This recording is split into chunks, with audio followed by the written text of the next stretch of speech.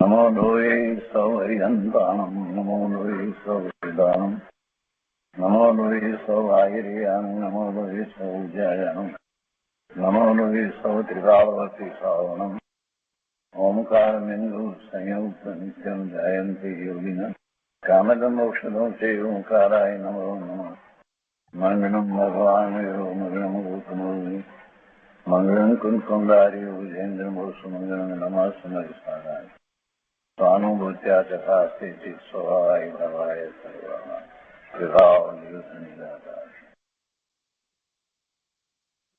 સ્વાનુભૂતિ દર્શન. પ્રસન્નમૂર્તિ પૂજ્યબહેન શ્રી ચંપાબેનની સ્વાનુભૂતિ માર્ગ પ્રકાશક તત્વ ચર્ચા એટલે સ્વાનુભૂતિ દર્શન એનો સ્વાધ્યાય આપણે કરી રહ્યા છીએ. એમાં પ્રશ્ન 145 સુધી સ્વાધ્યાય કર્યો છે. હવે આજે 146 થી આગળ સ્વાધ્યાય લઈએ છીએ. પુસ્તકમાં પાના નંબર 101. અહીંયા 145માં પ્રશ્નના સમાધાન પછીથી પ્રશ્ન છે, ભક્તિ માર્ગ શું બીજો છે કે જ્ઞાન માર્ગમાં અભેદ ભક્તિ આવી જાય છે? ભક્તિ માર્ગ શું બીજો છે કે જ્ઞાનમાં અભેદ ભક્તિ આવી જાય છે? પૂજ્ય બેનશ્રીએ સમાધાન આપ્યું છે કે સાચી સમજણ તરફ વળે ત્યારે સાથે ભક્તિ આવ્યા વગર રહેતી નથી. યથાર્થ તત્વ નિર્ણય કરવાની રુચિ જાગી તેને ભેગી ભક્તિ આવી જાય છે. તત્વ નિર્ણય, યથાર્થ તત્વ નિર્ણય, તત્વમાં તો પોતાનું તત્વ છે ને, જીવ તત્વ, એનો નિર્ણય, અને એનો નિર્ણય તો યથાર્થ ત્યારે જ કહેવાય કે અનુભૂતિ થાય. તો એવી રુચિ જાગી હોય, એવી તત્વ નિર્ણયની જેને રુચિ જાગી છે, તો તેને ભેગી ભક્તિ આવી જાય છે. કેવી રીતે આવી જાય છે? સમ્યક દર્શન જેને થાય છે એને સહજ રીતે અહોભાવ આવે છે. ભગવાન પ્રત્યે સહજ રીતે એવો અહોભાવ આવે છે. જિનેશ્વર ભગવાનની ભક્તિ એને સહજ હોય છે. એટલે કે છે કે યથાર્થ તત્વ નિર્ણય કરવાની રુચિ જાગી તેને ભેગી ભક્તિ આવી જાય છે. પણ અનાદિકાળથી જીવ શુષ્કતામાં ચાલ્યો જાય છે.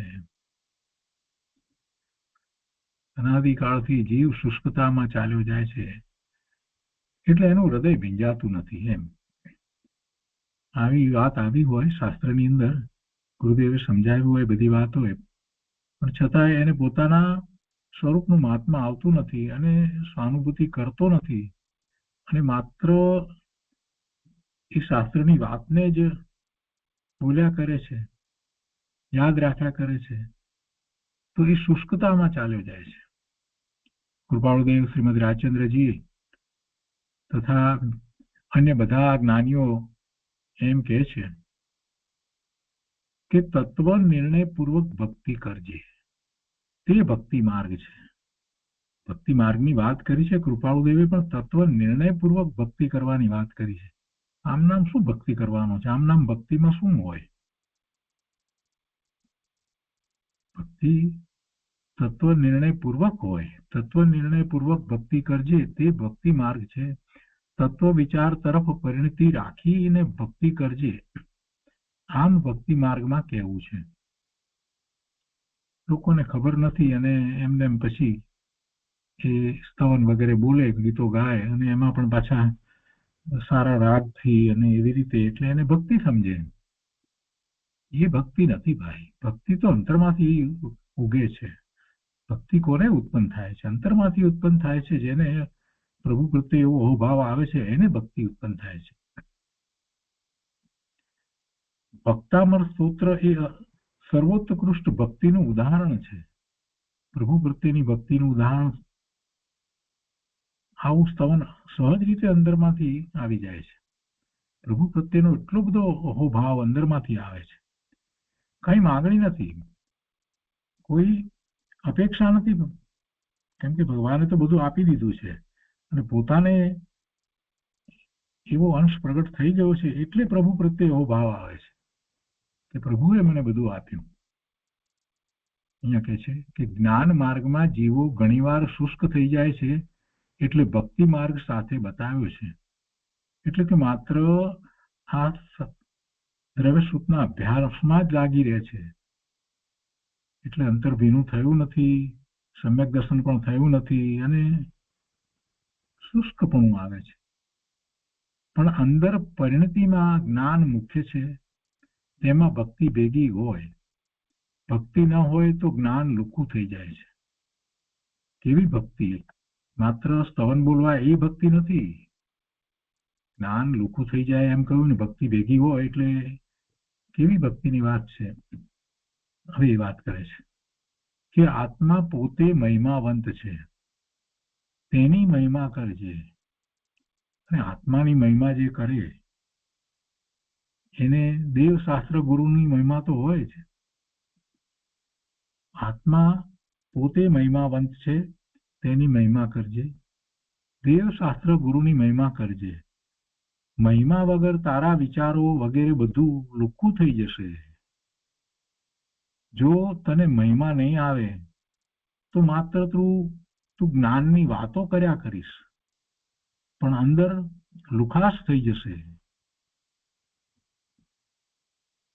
સાથે આટલા કરીએ અને પછી જ્યારે મંદિરમાં દેરાસરમાં દર્શન કરવા જઈએ ત્યારે એવો ભાવ આવવો જોઈએ કે ઓહો, સાક્ષાત તીર્થંકર પરમાત્મા અહીંયા તો બિરાજે છે, જેમની દિવ્ય ધ્વનિ દ્વારા મને કાંઈક જ્ઞાનનો અંશ પ્રાપ્ત થયો છે. અને સહજ રીતે મસ્તક ઝૂકી જાય. પ્રભુને જોતા જેમ એવો અહોભાવ આવી જાય સાક્ષાત પરમાત્માને, એવો ત્યાં મંદિર જઈએ ત્યારે પણ એવો અહોભાવ આવી જવો જોઈએ. પણ કોને આવે? કોને આવે? કે જેને એમ થઈ ગયું છે કે મને જે કંઈ પ્રાપ્ત થયું છે એ ભગવાનની દિવ્ય ધ્વનિ દ્વારા જ પ્રાપ્ત થયું છે. ભગવાન પાસેથી જ મને માર્ગ પ્રાપ્ત થયો છે. એટલે એને એવો અહોભાવ આવે, અને એ જ ભક્તિ છે.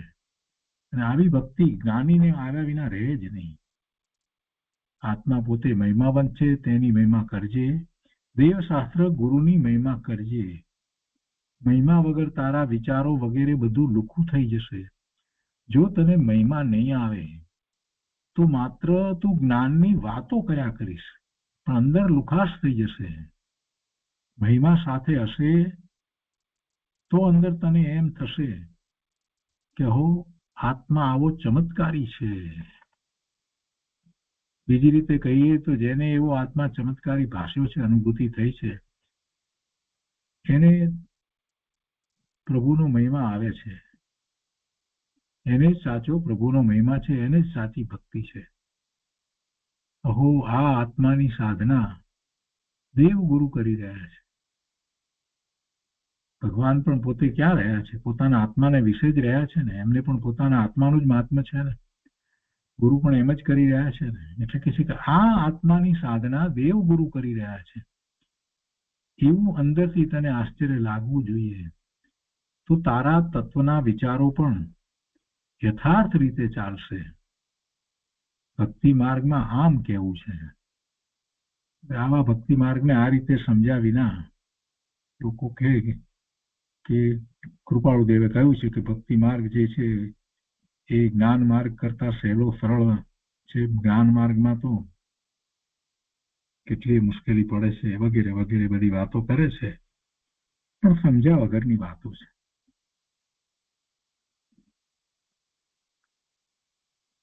ભક્તિ માર્ગમાં શું કેવું છે એને સાચું સમજવું જોઈએ. કોને ભક્તિ માર્ગ કહેવાય? ભક્તિ માર્ગ કઈ જુદો છે જ્ઞાન માર્ગથી? એકલી ભક્તિ કેવી રીતે હોઈ શકે? જ્ઞાન વિના એવી કોઈ ભક્તિ હોતી નથી. અને એકલું જ્ઞાન જે છે તેનો અર્થ કે એને કઈ આત્મસાત કર્યું નથી, અનુભૂતિ કરી જ નથી, એટલે માત્ર વાતો કરે છે જ્ઞાનની. જ્ઞાન તો છે નહીં. જેને જ્ઞાન થયું છે એને તો પ્રભુ પ્રત્યે અહોભાવ આવે જ. એટલે કે છે કે જ્ઞાન એકલું લુખ્ખું ન હોવું જોઈએ, સાથે ભક્તિ, વિરક્તિ, તત્વ વિચાર બધું હોવું જોઈએ. અને એ બધું હોય તો મુમુક્ષુ મર્યાદા બહાર જતો નથી. તો તો મુમુક્ષુ મર્યાદા બહાર ન જાય. લુખ્ખું હોય તો મર્યાદા બહાર પરિણામ જાય છે. યુનિવર્સિટીમાં આ બધું ભણાવવામાં આવે તો ભણાવી શકાય. આપણે જે શાસ્ત્રોનો સ્વાધ્યાય કરીએ છીએ એ બધા શાસ્ત્રો યુનિવર્સિટીની અંદર બી ભણાવવામાં આવે તો ભણાવી શકાય છે. એમાં કોઈ મોટી વાત નથી. અત્યારે જુઓ ને કેટલાય લોકો શાસ્ત્રીના કોર્સ કરે છે વગેરે, તો એમાં કેટલો ભાગ આપણે કર્યો છે એટલું બધું તો નહીં, પણ કેટલાક એમનો નક્કી કરેલું ક્યુરિક્યુલમ હોય છે તો એમાંથી કેટલુંક કરે છે. બુક્સમાર્ક પ્રકાશક વગેરેના અમુક ચેપ્ટર ને અમુક એ બધું જે હોય છે એ પ્રમાણે કરે છે. તો શું થઈ ગયું? એથી કઈ જ્ઞાની થઈ જવાય છે? એથી જ્ઞાની નથી થવાતું. અંદર એવી રુચિ પ્રગટ થવી જોઈએ આત્માની, અને અનુભૂતિ કરે છે એને સમજાય છે કે હું ભગવાને શું પ્રાપ્ત કર્યું છે, ભગવાને શું પ્રાપ્ત કર્યું છે અને મને જીનવાણી દ્વારા શું આપ્યું છે. એટલે દિનેશ્વર ભગવાનનો મહિમા આવે છે. આ માત્ર માહિતી જ્ઞાન થી કઈ મહિમા આવતા નથી, અંદરથી ભીંજાવવું પડે છે. બેનશ્રી એ વાત કરે છે અહીંયા, બહુ સરસ રીતે વાત મૂકી છે એમને તો, કે એકલું એ જ્ઞાનની વાતો કર્યા કરશે તો શું થશે? એ બધું હોય, આ બીજું બધું જે છે ભક્તિ, વિરક્તિ, વિરક્ત થઈ જવું, તત્વ વિચાર, આ બધું જે છે હોય નહીં કાંઈ. એવા ચિંતન ન હોય, એવા ધ્યાન ન હોય, તો એ બધું ન હોય તો શું એ આગળ વધવાનું છે? ના તો વાતો કર્યા કરશે, એથી કંઈ લાભ થવાનો નથી. પણ એ બધું હોય તો મુમુક્ષુ મર્યાદા બહાર જતો નથી, આત્માથી દૂર જતો નથી. મર્યાદા તો એ મર્યાદા છે. અમુક જાતના પરિણામો આવે તો પણ મર્યાદાથી બહાર ન જાય. દુઃખું હોય તો મર્યાદા બહાર પરિણામ જાય છે. ખૂબ સ્વાધ્યાય કરીને કેટલી બધી નોટો લખીને બધી બેઠો હોય અને પછી પાછો મર્યાદા બહાર એના પરિણામ ચાલ્યા જાય છે. કેમ એવું થાય છે? કેમ કે અંતરમાં આ સ્વીકાર નથી થયો ને, એટલે એ બુદ્ધિના લેવલે રાખી દીધું છે. આ શાસ્ત્ર જ્ઞાન છે જેને બુદ્ધિના લેવલે રાખી દીધું, એને ચર્ચા માટે રાખી દીધું છે. એટલે પછી એ ગમે તે મર્યાદાની બહાર ચાલ્યો જાય બને. આ ચૈતન્ય આવો મહિમાવંત છે, વિભાવમાં રોકાવા જેવું નથી તેમ ભાવના આવે છે. દેવ ગુરુ કેવું કરી રહ્યા છે એમ મહિમા કરીને પણ પરિણતિને આત્મા તરફ વધારે વાળે છે. નહીં તો લુખ્ખું થઈ જાય છે અને મર્યાદા બહાર ચાલ્યો જાય છે. તો આ ભક્તિ, વિરક્તિ, તત્વ વિચાર એ બધાની વાત શ્રીએ તો સાથે લઈ લીધી. એટલે જ્ઞાન સાથે બધું હોય છે. વૈરાગ્ય જ્ઞાન સાથે જ હોય છે. પ્રભુ પ્રત્યેનો ભક્તિભાવ જે છે એ પણ જ્ઞાન સહિત જ હોય છે. એટલે જ્ઞાન માર્ગ અને ભક્તિ માર્ગ એ જુદા એવી કોઈ વાત હોતી નથી. તો એ 146માં પ્રશ્નનું સમાધાન થયું. હવે પછી 147મો પ્રશ્ન છે. સવારે ઉઠીને ચિંતન કરીએ છીએ, સ્વાધ્યાય કરીએ છીએ, છતાં કંઈ થતું નથી. પ્રશ્ન કરનાર કહે છે કે સવારે ઉઠીને ચિંતન કરીએ છીએ, સ્વાધ્યાય કરીએ છીએ, છતાં કંઈ થતું નથી. પૂજ્ય ગુરુદેવ અને આપના ઉપકારનું શું વર્ણન થઈ શકે? જો આ ભાવમાં આત્માનું વેદન થાય તો મનુષ્ય ભાવ સફળ છે, નહીં તો આ મનુષ્ય ભાવ મળદા જેવો છે. તો શું કરવું? માટે માર્ગદર્શન આપવા કૃપા કરશો. માર્ગદર્શન આપવા કૃપા કરશો. બેનશ્રીએ તો સીધો જ જવાબ આપી દીધો કે માર્ગદર્શનની ક્યાં ખામી છે? માર્ગદર્શનની કઈ ખામી છે જ નહીં. ગુરુદેવે આટલું બધું માર્ગદર્શન તો આપ્યું જ છે. પોતાની જ ખામી છે, પોતાની જ ખામી છે.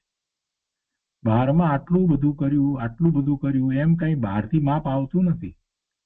સ્વાધ્યાય કરીએ છીએ, સવારે ચિંતન કરીએ છીએ, પછી પાછા મંદિરમાં જઈ અને અભિષેક વગેરે પણ કરતા હોઈએ, ગુરુદેવનું પ્રવચન પણ સાંભળતા હોઈએ, સોનગઢમાં હોઈએ એટલે બપોરની ભક્તિમાં પણ જઈએ, બેસીએ, બપોરનું ગુરુદેવનું પ્રવચન પણ સાંભળીએ, રાત્રિ ચર્ચામાં પણ જઈએ, આખો દિવસ એમ જાય એટલે એમ થાય બહુ આનંદ આનંદ છે. અહીંયા તો બહુ સરસ છે, બહુ સરસ છે. ત્યાં અઠવાડિયું 10 દિવસ રોકાઈ અને આવે પાછો ઘેરે, ત્યારે પછી કઈ બદલાઈ ગયો હોય એવું લાગે નહીં, પાછો હતું એનો એ થઈ જાય. એટલે વાસ્તવમાં એને બહારમાં જ બધું માની લીધું. એન્થ્રી એ જ વાત કરે છે કે આટલું કર્યું, આમ કઈ બહારથી માપ આવતું નથી. એવું તો જીવે ઘણું કર્યું છે. પોતાનો રસ બીજે ક્યાંક રોકાયો છે. જે વિભાવથી ન્યારાપણું જોઈએ, વિભાવથી જુદા પડવું જોઈએ, જે હૃદય ભીંજાયેલું જોઈએ, એ અંદરથી થવું જોઈએ. તે નથી થતું ત્યાં સુધી એવું જે થવું જોઈએ તો કે છે કે તે નથી થતું ત્યાં સુધી થવું મુશ્કેલ પડે છે. એટલે શું થવું મુશ્કેલ પડે છે? આત્માનું વેદન થવું મુશ્કેલ પડે છે. અંદર જીવ ક્યાંક રોકાતો હોય છે એટલે છૂટો નથી પડતો. મનમાં ને મનમાં ક્યાંક ને ક્યાંક કે રોકાયેલો છે, એની રુચિ પડી જ છે, બહારમાં ક્યાંક રુચિ પડી જ છે. આ બધું કરે છે, સમય પ્રમાણે કરે, નિત્યક્રમ પ્રમાણે કરે, પણ જેવો આ બધો નિત્યક્રમ પતે એટલે એને એમ થાય કે પતી ગયો નિત્યક્રમ, તો હવે એને મનગમતું કંઈક કરે છે, અને એને મનગમતું જે કરે છે ત્યાં જ એ રોકાયેલો છે. મનગમતું શું વળી આપણે વિચાર કરવાની જરૂર છે. મનને શું ગમે છે? મનગમતું કરવાનું છે કે સ્વરૂપમાં જવાનું છે? સત્ય શું છે? સ્વરૂપમાં જવું છે. મન તો ગમે ત્યાં લઈ જશે. મન તો એવા ઘોડા જેવું છે કે કાબુ બહાર ગમે ત્યાં ચાલ્યો જાય એવા ઘોડા જેવું છે, તો ક્યાંય લઈ જશે. મનની સાથે રહ્યા તો મુશ્કેલીનો પાર નથી પ્રભુ. આ મન તો માકડા જેવું છે, આમથી આમ કૂદકા મારે, આમથી આમ કૂદકા મારે. મનગમતું શું કરવું છે? મનને તો કાબુમાં રાખવાનું છે. જૈન દર્શનની અંદર જ મનોગુપ્તિની વાત છે, બીજે ક્યાંય મનોગુપ્તિની વાત પણ નથી. અને આવી મનોગુપ્તિની વાતને કેટલાય લોકો સમજ્યા નથી, એટલે જૈનમાં પણ થોડો ઘણો અભ્યાસ છે તો કે છે ના, મનોગુપ્તિ એવું કઈ હોતું નથી.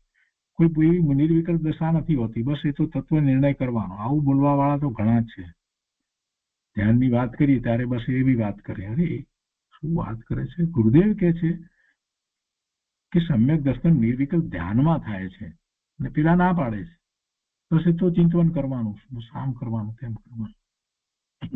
ગુરુદેવ પોતે ધ્યાનમાં આવે અને એમના ધ્યાનમાં બેઠેલા છે, એની એ મુદ્રાના ફોટોગ્રાફ પણ કોઈએ પાડી લીધા, કોઈને ખબર ના પડે એવી રીતે બારીમાંથી ચડીને, અને આપણા નસીબ કે આપણને એ ફોટોગ્રાફ પણ મળ્યો.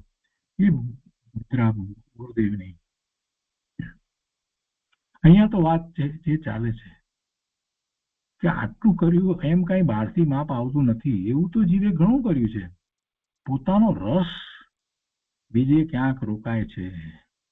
જે વિભાવથી જુદાપણું, ન્યારાપણું જોઈએ, જે હૃદય ભીંજાયેલું જોઈએ, એ અંદરથી થવું જોઈએ, તે નથી થતું ત્યાં સુધી એ આત્માનું વેદન થવું મુશ્કેલ પડે છે.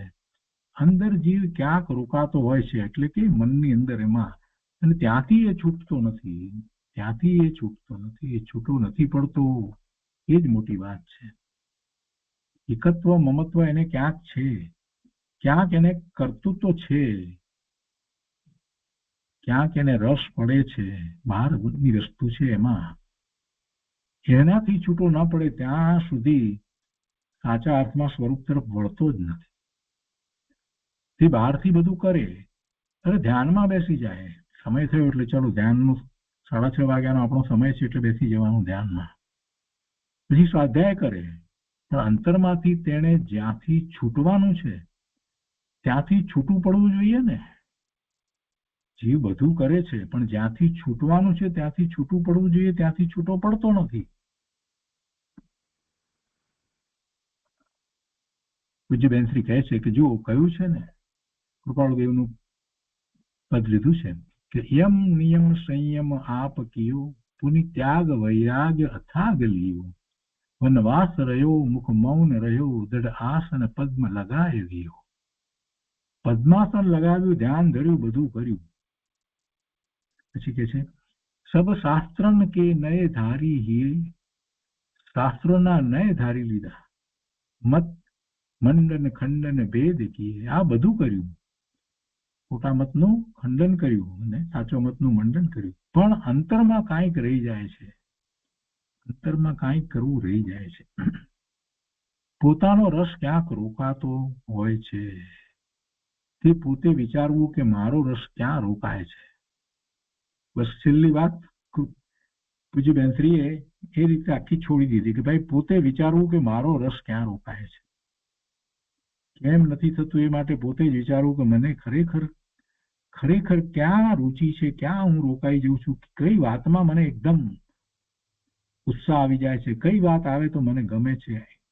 એનું જરા કે વિશ્લેષણ કરે ને તો જીવને ખ્યાલ આવે કરી આ બધી જગ્યાએ હું રોકાઈ જઉં છું. ભલે હું 4 કલાક 6 કલાક બધું શાસ્ત્ર અભ્યાસ આ તે બધું નિત્યક્રમમાં ગાળું, તે છતાં પણ મારું મન તો ક્યાંક બીજે રહે છે અને તે વાત આવે છે તો મને ખુશી થઈ જાય છે. એટલે પોતાને જે તો ખબર પડે, બીજા કોઈને ખબર પડે નહીં. બેનશ્રીએ તો વાત આપણી પર મૂકી દીધી કે પોતે વિચારવું કે મારો રસ ક્યાં રોકાય છે. સાચી વાત છે, એકદમ બરાબર વાત કરી. તો 147માં પ્રશ્નનું સમાધાન થયું. હવે બેનશ્રી આગળ જે પ્રશ્ન કર્યો છે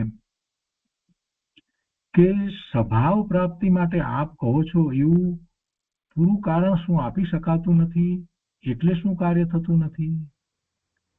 કોઈએ આખો બીજી રીતનો પ્રશ્ન મૂક્યો છે કે સ્વભાવ પ્રાપ્તિ માટે આપ કહો છો એવું પૂરું કારણ શું આપી શકાતું નથી, એટલે શું કાર્ય થતું નથી? પૂરું કારણ નથી અપાતું એટલે કાર્ય નથી થતું. અને એનો ઉત્તર આપ્યો છે બેનશ્રીએ બરાબર એમ જ આપ્યો છે, જેમ ગુરુદેવ કહે છે એમ. કારણ આપે તો કાર્ય આવ્યા વિના રહે નહીં. સમાધાનમાં કહે છે કે કારણ આપતો નથી તો કાર્ય આવે ક્યાંથી? સીધી જ વાત છે. જે જાતનો સ્વભાવ છે તે રૂપે પોતે પરિણમતો નથી. કેવો સ્વભાવ છે? જ્ઞાન આનંદનો સ્વભાવ છે તો એવા સ્વભાવે પરિણમતો નથી અને વિભાવ ભાવે પરનું લક્ષ કરી અને ઉપયોગને બહાર રમાડ્યા કરે છે. તો પછી આત્માની અનુભૂતિ ક્યાંથી થાય? આત્માનું વેદન ક્યાંથી આવે? કારણ આપતો નથી તો કાર્ય આવે ક્યાંથી? જે જાતનો સ્વભાવ છે તે રૂપે પોતે પરિણમતો નથી. અંદરની શાંતિ જુદી હોય છે અને બહારથી વિકલ્પ શાંત કરીને બેઠો છે, એ તો શુભ ભાવની શાંતિ છે. વિકલ્પ શાંત કરીને બેઠો છે એ તો શુભ ભાવની શાંતિ છે, શુભ ભાવનો આહલાદ છે. ક્યાંક તેનો રસ રોકાય છે, તેને પ્રમાદ હોય છે, તેથી કાર્ય આવતું નથી.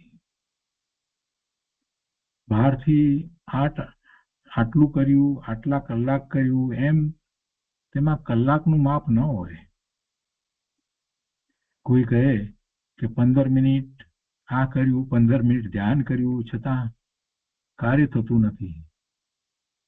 કારણ તે તો અંદરની તૈયારીથી થાય છે. એવું કારણ પણ અંદરની તૈયારી એટલે સ્વરૂપનો નિર્ણય એ અંદરની તૈયારી છે. સ્વરૂપનો સાચો સમ્યક નિર્ણય કે હું તો સિદ્ધ સમાન શુદ્ધ ભગવાન આત્મા જ છું. જે સ્વરૂપ છે એ અનાદિથી એક સરખું એવું ને એવું જ છે. અત્યારે વર્તમાનમાં પણ એ જ છે. આ સાથે રહેલું આ જે જળ શરીર જે ઇન્દ્રિય જ્ઞાનનો વિષય છે એ દેખાય છે, પણ આત્મા કાંઈ ઇન્દ્રિય જ્ઞાનનો વિષય નથી. એ તો એવો ને એવો જ છે. એને કાંઈ આ શરીર ચોટ્યું નથી, કર્મ પણ કાંઈ આત્માને ચોટ્યા નથી. બધું ભિન્ન છે. આ આવો આત્મા છે, જ્ઞાન સ્વરૂપ આત્મા છે. આ વાતનો વારંવાર વિચાર કરે અને એમ એ જુદો પડતો જાય તો જ કાર્ય થાય. એટલે પહેલો તો એવો નિર્ણય હોવો જોઈએ. કે છે કે કારણ તે તો અંદરની તૈયારીથી થાય છે, અંદરમાં જ એવું ચિંતવન, અંદરનું સહજ જે ચાલતું હોય તેને આટલા કલાક કર્યું તેવા માપ ન હોય. એમાં પાછા એવા માપ ન હોય કે આટલા કલાક અમે આમ કર્યું, ચિંતવન કર્યું, આમ કર્યું, તેમ કર્યું. અંદર જ્ઞાયકની સહજ ધારા ચાલે તેને કાળનું માપ ન હોય. 2 મિનિટ કે 12 મિનિટ કે 2 કલાક એની સાથે શું સંબંધ છે? કેટલો રુચિપૂર્વક પોતાના સ્વરૂપનો નિર્ણય કરી અને અંદર તરફ વળ્યો એ મહત્વનું છે. સહજ ધારામાં પોતે જ આગળ જાય. અંદર જ્ઞાયકની સહજ ધારા ચાલે છે તેને કાળનું માપ ન હોય. સહજ ધારામાં પોતે જ આગળ જાય. બહારથી અમુક વિકલ્પ મંદ કર્યા હોય તો તેને શાંતિ જેવું લાગે તેમ નહીં, પણ તેનું હૃદય અંદરથી ભેદાવવું જોઈએ. બહારને કારણે વિકલ્પ ઓછા હોય એટલે શાંતિ જેવું લાગે તો પછી એમ નહીં, એટલાથી વાત બનતી નથી. પણ અંદરથી હૃદય અંદરથી ભેદાવવું જોઈએ. અંદરથી તેને ક્યાંય રસ ન હોય. જ્ઞાયકને ઓળખવા, જાણવા, એની અનુભૂતિ કરવા સિવાય બીજી વાતમાં એને રસ ન હોય. જ્ઞાયકને ઓળખવા માટે એટલી હદે ઉદાસીનતા અંદરમાંથી આવવી જોઈએ. બહારથી બધું છૂટી જાય એમ હોતું નથી. એટલે કે બહારનું છોડીએ એટલે બધું છૂટી જાય એમ હોતું નથી. પણ કાર્ય ન થાય ત્યાં સુધી વાંચન કરે, મનન કરે, સ્વાધ્યાય કરે, ધ્યાન કરે, પણ આટલું મેં કર્યું છતાં કેમ નથી થતું એમ તેને ન થાય. બહારથી એકદમ બધું છૂટી પણ જતું નથી ને સાચી રીતે છૂટે. એટલે કે સંયોગ તરીકે બધા પદાર્થો હોય, ગૃહસ્થાશ્રમમાં રહ્યો હોય છતાં પણ એના તરફની રુચિ, એનું મહાત્મ્ય આ બધું ખૂબ ઘટી ગયું હોય અને એમાં હિતની બુદ્ધિ ન રહી હોય, ઉદાસીનતા આવી ગઈ હોય. ક્યારે એવું થાય કે ક્યાંક કોઈક જગ્યાએ એને હિતની બુદ્ધિ થઈ હોય, આત્મામાં હિતની બુદ્ધિ એટલી તીવ્ર થઈ ગઈ હોય એટલે બીજે બધે ઉદાસીનતા અંતરમાંથી આવી જાય. બેનશ્રી તો એમ કે છે કે ઉદાસીનતા અંતરમાંથી આવવી જોઈએ. જગતના પદાર્થો પ્રત્યે, જગતના પ્રસંગો પ્રત્યે, એવા સંયોગો પ્રત્યે, બધા પ્રત્યે એને ઉદાસીનતા આવવી જોઈએ. બહારથી બધું છૂટી જાય એમ હોતું નથી. કંઈક હોય બધું સાથે બધું હોય એટલે છૂટી જાય ને કઈ સીધું દીક્ષા લઈ લે એવી કોઈ વાત નથી. અને એમ કરવાથી શું લાભ છે? જ્યાં સુધી અંતરંગ દશા એવી નથી થતી, સહજ ભાવ નથી એવો થતો, ત્યાં સુધી શું લાભ છે? બહારથી બધું છૂટી જાય એમ હોતું નથી.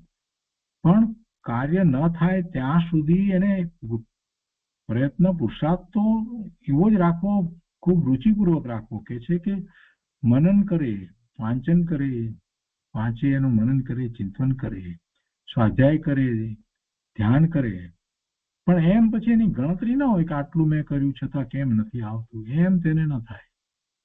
મોટી રુચિ અંદરમાં વધતી જાય. બસ એ સિવાય બીજું કઈ ગમે જ નહીં. આત્માની વાત સિવાય બીજી કોઈ વાતમાં રસ ન પડે.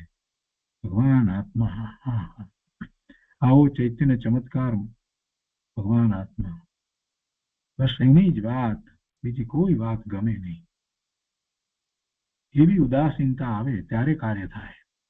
તંત્રી કહે છે કે કાર્ય ન થવામાં પોતાનું કારણ છે તેમ જાણી બહારમાં ક્યાં રસ છે તે અંદરમાં પોતે વિચારી જોવે કે બહારમાં મને ક્યાં રસ પડે છે. એ વાત તો પોતે જ વિચારવી જોઈએ.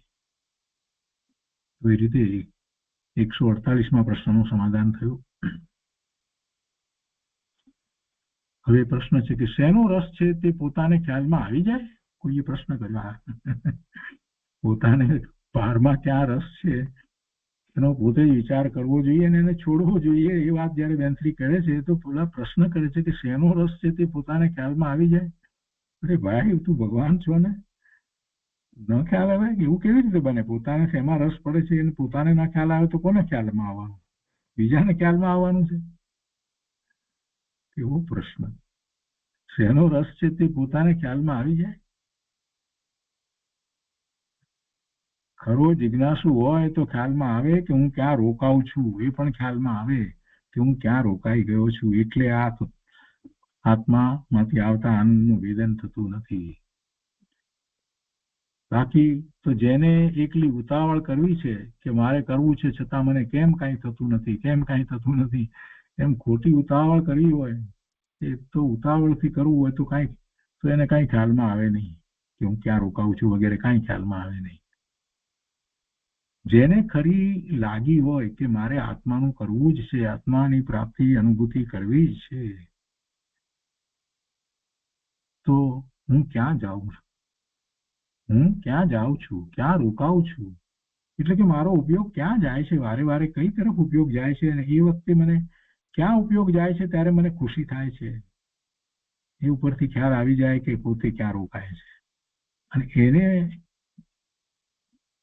એને ટાળવા માટે એના ઉપર એને ચિંતન કરવું પડે કે જ્યાં હું રોકાઉં છું એમાંથી ખરેખર આનંદ આવે છે કે કલ્પિત આનંદ છે, એ ખરેખર મને કાંઈ હિતનું કારણ થાય છે કે મેં માત્ર કલ્પના કરી છે. એમ કરી તર્ક દ્વારા જાતે નિર્ણય કરી અને જ્યાં રોકાવાનું થતું હોય ત્યાંથી પોતે જ પાછા વળવાનું છે, બીજી કોઈ રીત નથી. કોઈ આપણને ક્યાંયથી પાછા વાળીને ક્યાંય માર્ગ ઉપર ચડાવી દે એમ તો બનવાનું નથી. પુરુષાર્થ તો પોતે જ કરવો પડે. બધા જ્ઞાની પુરુષોએ માર્ગ ચિંધ્યો છે, દર્શાવ્યો છે, અંગુલી દર્શન કર્યું છે, પોતે ચાલીને બતાવ્યું છે, એ માર્ગે પોતે ચાલ્યા છે. પણ છતાં જ આપણે જયારે ચાલવાનું હોય ત્યારે તો આપણે પોતે જ ચાલવું પડે ને, બીજું તો શું થાય. એ છે કે જેને ખરી લાગી હોય, લગ્ની લાગી હોય કે મારે આત્માનું કરવું જ છે, હું ક્યાં જાઉં છું, ક્યાં રોકાઉં છું, તે ખરું પકડવું હોય તો પોતે પકડી શકે છે. પોતે એકાંતમાં જેટલી વાર બેઠો તો તે વખતે વિચારો કયા ચાલે છે, પરિણામ ક્યાં જાય છે. પોતે જયારે એકાંતમાં એકલો બેઠો છે, વિચાર કયા ચાલે છે, એ વખતે પોતે જરા બ્રેક મારીને જુએ તો એને ખ્યાલ આવે કે આ વિચારો તો બધા કોના કર્યા, ખાવા પીવાના કર્યા, કુટુંબના સભ્યોના કર્યા, સંબંધીઓના કર્યા, કે આસપાસમાં જે કંઈ ચાલી રહ્યું છે એના કર્યા, શેના કર્યા. એટલે તરત એને ખ્યાલ આવે છે કે આ વિચારો તો બધા આવા ચાલી રહ્યા છે. એનો અર્થ શું થયો કે પરિણામ ક્યાં ગયા? પરિણામ તો બહારમાં જ ગયા છે. પરિણામ કેવા થયા છે? પરલક્ષિત પરિણામ થયા છે. અને પોતે કેટલો ન્યારો રહે છે, એ બધાથી કાંઈ જુદો તો રહ્યો નહીં, એમાં તો રસ પડ્યો. નાયકની કેટલી ધારા ચાલે છે, કેટલી દ્રવ્ય ઉપર દ્રષ્ટિ છે, અને વિભાવોથી કેટલો છૂટો પડ્યો છે, તે પોતે વિચારે તો ખબર પડે. બીજો કોઈ કાંઈ એમાં મદદ કરી શકે નહીં. નાયકની કેટલી ધારા ચાલે છે. આજે આખા દિવસમાં નાયકની ધારા કેટલી ચાલી. હું જ્ઞાન સ્વભાવી ભગવાન આત્મા છું, જગત આખાથી જુદો છું, અને બધા જીવ માત્ર ભગવાન આત્મા છે. એને કોઈ ઉંમર સાથે કાંઈ સંબંધ નથી. ઉંમર તો વર્તમાન પર્યાયની ઉંમર છે, એની સાથે જીવને શું સંબંધ છે? બધા જીવો એ અનંતકાળથી છે. કોઈ જીવ આગળ પાછળ ઉત્પન્ન થયો એવું તો વસ્તુનું સ્વરૂપ નથી. અનંતકાળથી બધા જીવો છે અને અનંતકાળ સુધી રહેવાના છે. એમાં ઉંમરની વાત ક્યાં આવી? નાનું કે મોટું એ વાત ક્યાંથી આવી? એ તો અહીંયા પર્યાયની અંદર આપણે આગળ પાછળ હોઈએ એટલે શું થયું? આ પર્યાયમાં આપણે વહેલા આવ્યા અને પેલા આપણા પછી મોડા આવ્યા, 30 વર્ષ પછી આવ્યા, પછી 30 વર્ષ પછી આવ્યા, એટલે આપણા પુત્ર કે પુત્રી તરીકે આવ્યા.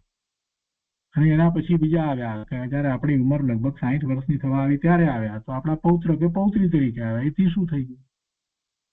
એ જીવ તો છે, ભગવાન આત્મા તો છે જ નહીં. એમાં નાનું મોટું એવી કોઈ વાત હોતી નથી. અને વર્તમાન પર્યાયની અંદર કોઈને જીનવાણી પ્રાપ્ત થઈ છે, કોઈને નથી પ્રાપ્ત થઈ. એથી પણ શું? એથી એટલું કે એને કાંઈક એવા વિભાવ ભાવે જીનવાણીની વિરાધના કરી દીધી હશે, એટલે આ વખતે એને જીનવાણી પ્રાપ્ત નથી થઈ. જો એ સુધરી જાય, સુધારી લે અને જીનવાણીનું મહાત્મા આવે આબમાં, તો એનું કામ થઈ જાય. એટલે આખી વાતને આપણે જયારે એ રીતે વિચારીએ તો આપણને ખ્યાલ આવે કે મને આત્માની અનુભૂતિ ન થવામાં બીજું કોઈ કારણ પરનું તો હોઈ શકે જ નહીં. વસ્તુ તો સ્પષ્ટ છે કે હું આખા દિવસ દરમિયાન ક્યાં રોકાઉં છું, મારા પરિણામ કેવા થાય છે, મારી દ્રષ્ટિ દ્રવ્ય ઉપર રહેતી નથી, અને વિભાવ શુભાશુભ ભાવમાંથી બહાર હું નીકળતો જ નથી, એટલે જ અનુભૂતિ થતી નથી. આમ જીવને ખ્યાલ આવ્યા વિના રહેતો નથી. તંત્રી કહે છે, પ્રશ્ન કરીને કહે છે કે જો તમે આમ વિચારો, પોતાની જાતને પૂછો કે હું કેટલો જુદો છું, કેટલો જુદો રહ્યો છું, જગત આખાથી બધાથી કેટલો જુદો રહ્યો, નાયકની કેટલી ધારા ચાલે છે, જ્ઞાન સ્વરૂપ ભગવાન આત્મા છું એની કેટલી ધારા ચાલે છે, અને દ્રવ્ય ઉપર દ્રષ્ટિ, પોતાનું દ્રવ્ય ત્રિકાળ શુદ્ધ દ્રવ્ય એની ઉપર દ્રષ્ટિ છે, અને વિભાવોથી કેટલો છૂટો પડ્યો છે તે પોતે વિચારે તો ખબર પડે. તંત્રી કહે છે કે અમુક કલાક બેઠો એટલે કામ થઈ જાય એમ નથી. કોણ બેઠું છે? બેઠું છે કોણ? શરીર બેઠું છે. તંત્રી કહે છે કે શરીર તો બેઠું રહે, પણ તે વખતે પોતાને અંદર શું થાય છે તે જોવાનું રહે છે. બેસે છે કોણ? ભગવાન આત્મા કે શરીર? શરીર બેઠું છે, પદ્માસનમાં બેઠું છે કે ખડગાસનમાં ઊભું છે, એ બધું તો શરીરનું છે. આંખ બંધ છે ને આંખ ખુલ્લી છે ને બધું શરીરનું છે. હું કોણ? હું બધાથી જુદો ભગવાન આત્મા, જ્ઞાન આનંદ સ્વરૂપ. મારું લક્ષ્ય ક્યાં છે? પર તરફ છે કે સ્વ તરફ છે? અંદરમાં શું થાય છે તે જોવાનું રહે છે. વેન્સી બહુ સ્પષ્ટ માર્ગદર્શન આપે છે કે ભાઈ આ જો તું અંદરમાં શું ચાલી રહ્યું છે તને પોતાને, અને એ તો તારે પોતે જ જોવું પડે. બહુ સ્પષ્ટતાથી વાત કરી છે વેન્સીએ. આનો કહે છે कि अब क्यों न विचार है मन से, कछु और रहा उन साधन से. તે સાધનથી કાંઈક જુદું જ રહી જાય છે. અંતરની પરિણતિ અંદરથી કામ કરવી જોઈએ. બહારમાં બધા સાધનો બરાબર છે, બધી વાત બરાબર છે, દેવ ગુરુ શાસ્ત્ર સાચા છે, એને જ માને છે, સ્વાધ્યાય વગેરે કરે છે, પણ આખી વાત બીજી કાંઈક રહી જાય છે. એ અંતરની પરિણતિની વાત રહી જાય છે. એટલે કહે છે કે એ સાધનથી કાંઈક જુદું જ રહી જાય છે. અંતરની પરિણતિ અંદરથી કામ કરવી જોઈએ, છૂટી પડીને કામ કરવી જોઈએ. કોનાથી છૂટી પડીને? જે પર છે એનાથી છૂટી પડીને કામ કરવી જોઈએ. પોતે સ્વ ને એ સિવાય બીજું બધું પર, એનાથી છૂટી પડીને અંતરની પરિણતિ કામ કરવી જોઈએ. પણ પોતે એટલો ઊંડો ઉતરતો નથી, પોતાને ગ્રહણ કરતો નથી. પોતે પોતાને પ્રગટ કરવો છે તે જ્ઞાયકને ગ્રહણ કરે તો થાય ને. પોતે જ્ઞાયકને ગ્રહણ કરે તો પોતાને પ્રગટ થાય ને. વેદ જ્ઞાનની ધારા ચાલે તો છૂટો પડે. વેદ જ્ઞાનની ધારા ચાલતી નથી તો કેવી રીતે છૂટો પડે? માત્ર વિકલ્પને શાંત કરવાથી કાંઈ છૂટો પડતો નથી. હું જ્ઞાયક છું, હું જ્ઞાયક છું, જ્ઞાયક છું એમ કર્યા કરે અને વિકલ્પ શાંત થાય એટલે શાંતિ શાંતિ લાગે. પણ અંદર પરિણતિ પ્રગટ કરવાથી અંદર ન્યારાપણું આવે, જુદાપણું આવે, ભેદ જ્ઞાન થઈ જાય તો સાચી શાંતિ થાય છે. હું જ્ઞાયક છું, મારામાં કાંઈ નથી, મારામાં કાંઈ નથી એમ કર્યા કરે તો પણ કાંઈ ન થાય. યથાર્થપણે જ્ઞાયકને ગ્રહણ કરે તો થાય.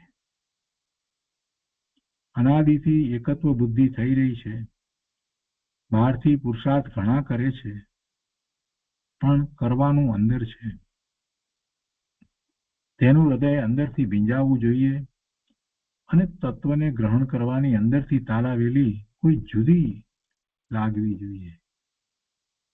એટલે કોઈએ પ્રશ્ન કર્યો, પેટા પ્રશ્ન એમ જ કર્યો કે અંદરથી તાલાવેલી તો ઘણી લાગે છે. પેન્સિલ કહે છે કે ઘણું લાગે પણ ઘણું નથી. વિકલ્પમાં થાય છે પણ અંદરથી થવું જોઈએ તે થતું નથી.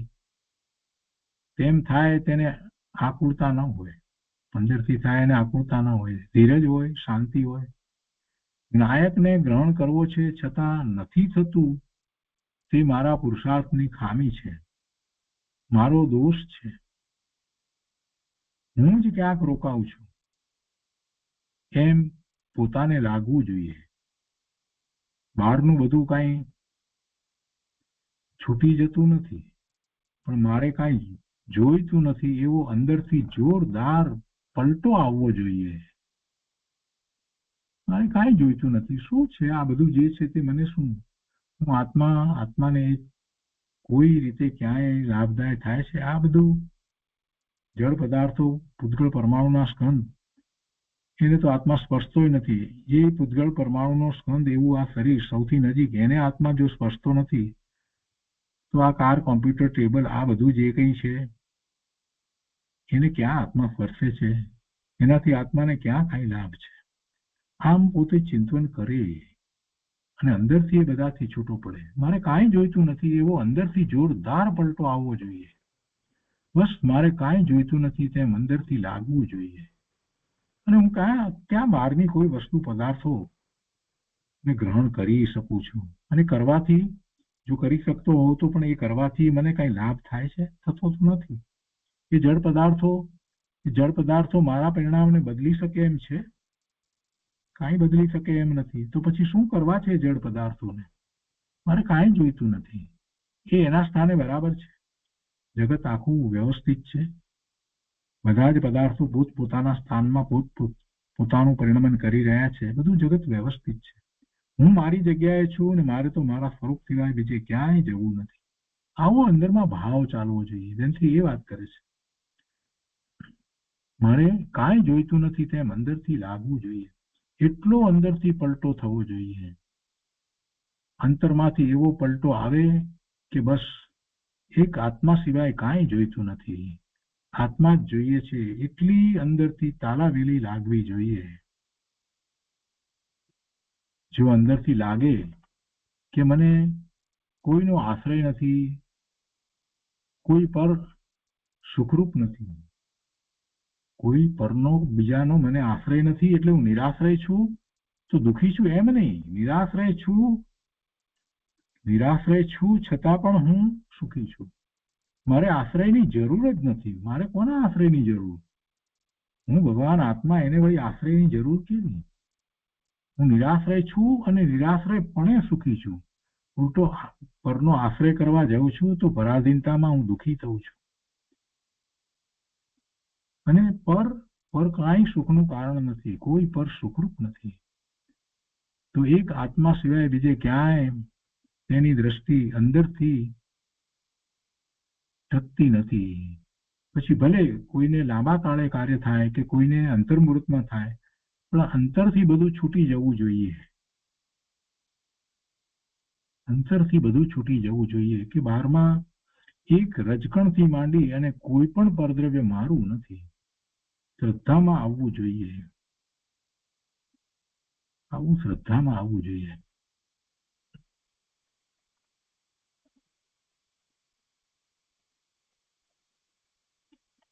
પછી 150મો પ્રશ્ન છે, એ પણ લઈએ આપણે.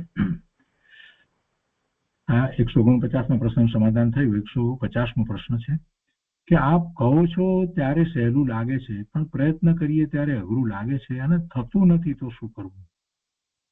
શ્રી કહે છે કે ધીરજથી કરવાનું છે. ન થાય તો મૂંઝાવવું નહીં. જ્ઞાયકની ભાવના, જ્ઞાયકનું વારંવાર રટણ અને જ્ઞાયકના વિચાર કરવા, પણ મૂંઝાવવું નહીં. તેમાં ઉતાવળ કરીને કાંઈ બીજું કરવાનો અર્થ નથી. અનાદિનો એકત્વનો અભ્યાસ છે એટલે અઘરું લાગે છે. પર સાથે એકત્વનો અભ્યાસ તો અનાદિનો છે ને, એટલે અઘરું લાગે છે. પણ સ્વભાવ તો પોતાનો જ છે. એ કાંઈ ચાલ્યો જવાનો નથી. એ તો પોતાને વિશે છે ને, એટલે અઘરું નથી. એથી અઘરું નથી. એકત્વ બુદ્ધિને લઈને અઘરું થઈ પડ્યું છે. પોતાનો સ્વભાવ પોતાની સમીપ છે. પોતાનો સ્વભાવ પોતાની અંદર છે. પોતાનો સ્વભાવ ક્યાં ચાલ્યો ગયો છે? એને કંઈ બહારમાં ગોતવા જવું પડે તેમ નથી. પરાધીન નથી. કોઈ આપે તો થાય એવું પણ નથી. પોતાની આગળ છે તો પોતાના પુરુષાર્થની ખામીને લઈ અને એવી અનુભૂતિ વગેરે થતા નથી. દ્રષ્ટિ એટલી બધી બહાર ગઈ અને બહાર થઈ ગઈ છે કે અંતરમાં જઈ શકતો નથી અને સ્થૂળતામાં ચાલ્યો જાય છે. બહારની દ્રષ્ટિ ખૂબ થઈ ગઈ છે. બહારની દ્રષ્ટિ જીવોને બહુ થઈ ગઈ છે. બહારના બધા મહાત્મા ધર્મના નામે બહારના મહાત્મા જીવ ક્યાંય નો ક્યાંય ખેંચાઈ જાય છે. એટલે એ સ્થૂળતામાં ચાલ્યો જાય છે. પોતાનું સ્વરૂપ તો સૂક્ષ્મ છે, સૂક્ષ્મ તરફ જતો નથી. તો એ 150માં પ્રશ્નનું સમાધાન થયું. આજનો સ્વાધ્યાય આપણે અહીંયા સુધી રાખીએ છીએ. 150માં પ્રશ્ન